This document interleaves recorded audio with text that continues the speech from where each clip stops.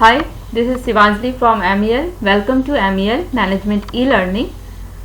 In this video, we will solve the SHRM question, previous year question paper. Okay. Already हमने 50 question solve कर लिया है. Part 1 part 2 में है. मैं डिस्क्रिप्शन बॉक्स में आपको लिंक दे दूंगी. ये पेपर हम AKTU यूनिवर्सिटी का सॉल्व कर रहे हैं. 2020 का क्वेश्चन पेपर सॉल्व कर रहे हैं. आपका सब्जेक्ट कोड है KMBHRO4.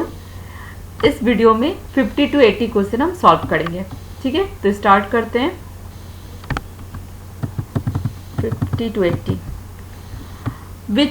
Which question number 50, which is the most popular method of recruiting the applicant to the job? Corporate website is the correct answer. Question number 51, which three, here it is asking which three of following are the most likely to be motives for acquisition and merger? Question is asking कि ये option में, given option में ये जो 4 option है, इसमें से कौन सा 3 टॉप मोटिव है फॉर एक्विजिशन एंड मर्जर का. ठीक है, तो पहला है आपका to increase the capability, that is the motive. हमें अपना कैपेबिलिटी को इंक्रीज करना है. सेकेंड है to increase consolidation opportunity, that is also correct. हमें अपनी कंसोलिडेशन अपॉर्चुनिटी जो होता है, जो कंबाइंड करके एफर्ट जो निकलता है, उसको इंक्रीज करना है, क्रिएट करना है. Then third, to use existing capability more successfully, ये सेम ही है. फर्स्ट एंड थर्ड सेम ही है.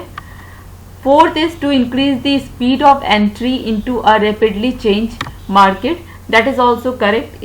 स्पीड हमें एंट्री का बढ़ाना है, मतलब न्यू एंट्री, एक तो न्यू कस्टमर को फाइंड आउट करना है और मार्केट शेयर को बढ़ाना है. तो for that also we are doing the acquisition and merger. तो आपका करेक्ट आंसर होगा 1, 2, yes 2 and 4. Then option A is correct. Okay.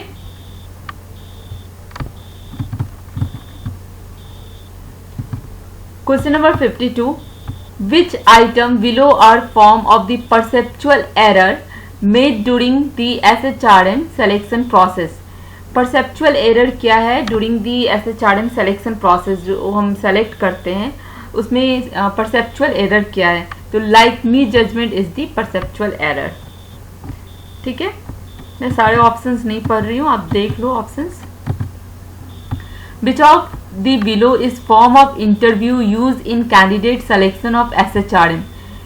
जो इंटरव्यू हम लेते हैं वो इंटरव्यू का बेस क्या होता है जब हम कैंडिडेट को सेलेक्ट करते हैं, किस बेस पे हम इंटरव्यू लेते हैं?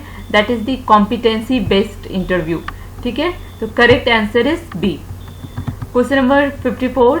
The interview is used as a method for determining. Interview में हम क्या देखते हैं, क्योंकि हम इंटरव्यू में हम सेलेक्ट करते हैं, तो कैंडिडेट में हम क्या क्वालिटी देखते हैं? क्वालिटी ये देखते हैं, B option is correct, the degree of fit between the applicant and demand of the job. That applicant fit होगा कि नहीं उस जो भी जॉब प्रोफाइल के लिए वो इंटरव्यू दे रहा है, फॉर दैट जॉब डिमांड, जो भी जॉब डिमांड करता है उसके लिए वो फिट है कि नहीं. ठीक है. Question number 55. According to the Review of Skill 2006, the ability of firm to succeed in the face of growing international competition depend increasingly on. That here it is that review is regarding the skill. So यहाँ इसमें उन्होंने skill level की बात की थी. ठीक है, तो option D. Question number 56.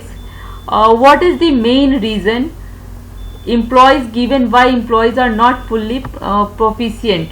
So lack of experience, that is the main reason कि एम्प्लॉय बहुत ही प्रोफिशिएंट नहीं होते हैं. Question number 57. Which of the stages below are the part of systematic training cycle? Systematic training cycle में क्या करते हैं? तुम ट्रेनिंग को डिजाइन करते हैं. That is the most important part for systematic training cycle. Option B is correct. Question number 58. What is the main disadvantage of the job learning?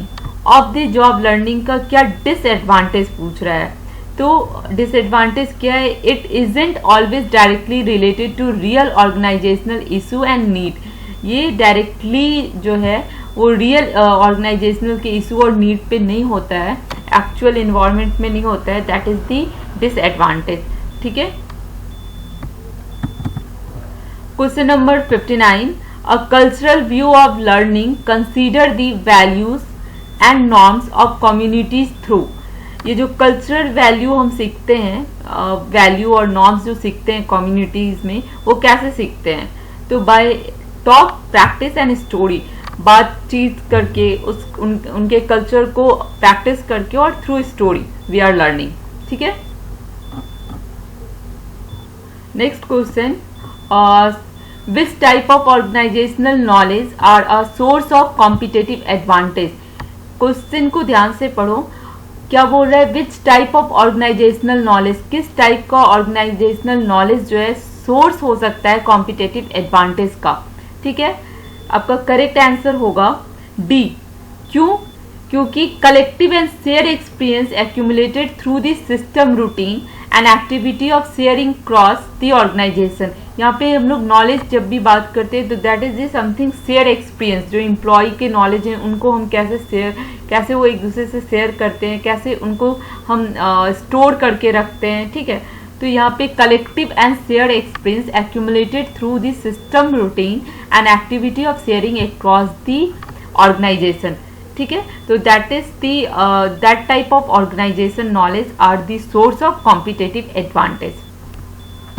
Question number 62, what is the most common form of organisational intervention design to improve the employ wellbeings.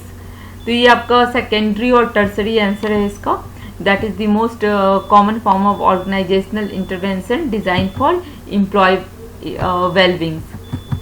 Question number 63, what are the main aim of employee assistance program of SHRM। यहाँ पे क्या main M है employees assistance programme का SHRM में। यहाँ पे इस programme के अंदर हम एड्रेस करते हैं टीम को and individual performance and well being in the work place. ठीक है। to address the team individual performance and well-being in the workplace. Question number 64, in the resource based view, ये आपका स्ट्रैटेजिक का question है, strategic management का। Resource based view में हम क्या करते हैं। ठीक है। तो research based view of strategy, that type of strategic capability are the source of sustainable competitive advantage. तो उसमें हम क्या करते हैं, उसमें हम करेक्ट आंसर है आपका, उसमें strategic capability which are valuable to buyer, जो वैल्यूएबल होता है, रेयर होता है, जिसको इजीली इमीडिएट नहीं कर सकते हैं। ठीक है। और जो नॉन सब्स्टिट्यूटेबल होता है, तो दैट इज कॉल्ड दी आपका वैल्यू रिसोर्स। आपका वैल्यू रिसोर्स रिव्यू होता है जो आपको कॉम्पिटिटिव एडवांटेज देता है। तो correct answer is strategic capability which are the valuable to buyer, rare in case और robust and non substitutable. Next question 65, SHRM was the first time evolved in the year of 1980। HRM आपका 1980 में आया था और SHRM आपका 1984 में आया है। ठीक है। अगर आपसे HRM पूछेगा सिर्फ तो वो 80s होगा, 1980, एंड अगर SHRM है तो 1984। Next 66, according to the overall staffing organization model, HR and staffing strategy are driven by mission, goal, objective of the organization. Correct answer is A. Question number 67. How can strategic human resource management help to build successful cross-border alliance? Strategic human resource management कैसे help कर सकता है आपको cross-border alliance build करने में? Okay? तो by ensuring that the international joint venture are staffed by the high quality manager। तो आपको ये HR कैसे हेल्प कर रहा है, by giving you high quality manager और बाय स्टाफिंग दी हाई क्वालिटी मैनेजर। ठीक है, करेक्ट आंसर इज डी। अगर आपको कुछ भी कंफ्यूजन डॉट है या कुछ भी कंफ्यूजन है, किसी आंसर में कंफ्यूजन है, तो आप मुझे कमेंट सेक्शन में पूछ सकते हो। ठीक है, मैं आपको एक्सप्लेन कर दूंगी। Question number 68, which of the following statement most accurately define the human resource management. Human resource option is C, आप अदर ऑप्शन खुद से पढ़ लेना। The human resource management seeks to achieve the competitive advantage through the strategic deployment of highly committed and capable workforce. ठीक है, and using the integrated array of culture, structural and personal techniques.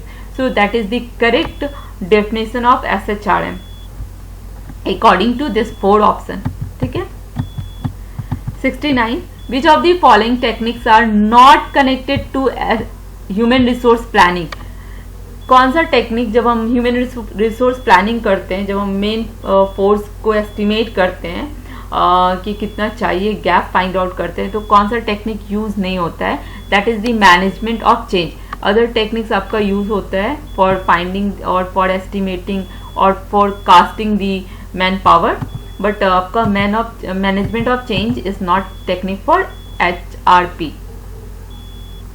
Next, question number 17, which of the following is not true of the activity known as job analysis।